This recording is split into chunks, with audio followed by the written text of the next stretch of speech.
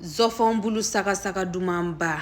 Ni video in sponsorisé lendo Sogo House fɛ u sigiyɔrɔ tɛ ni Kalabankoro. U ka information bɛɛ lajɛlen filɛ ni jaka.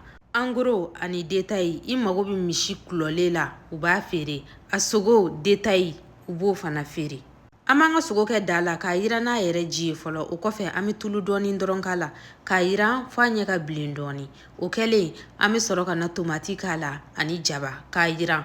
N'a yiranna min kɛ kosɛbɛ an b'an ka da jidu.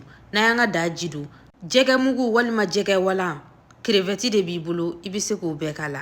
Olu kɛ kun y'a la k'a timiya.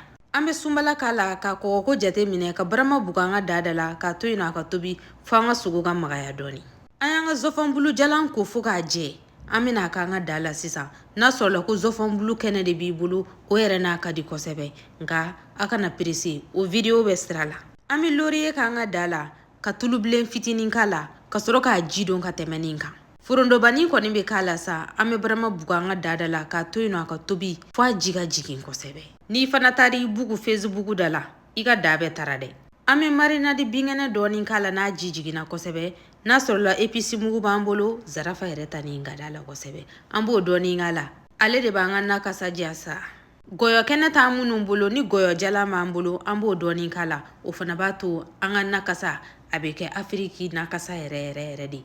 N'a ji jiginna kosɛbɛ an bɛ sɔrɔ ka na tentulu k'a la. I bɛ tentuluko in kɛ k'a bɛn i sago ma ka sɔrɔ k'a to yen a ka wusu. N'a wusura dɔrɔn tentulu bɛ yongo a sanfɛla la.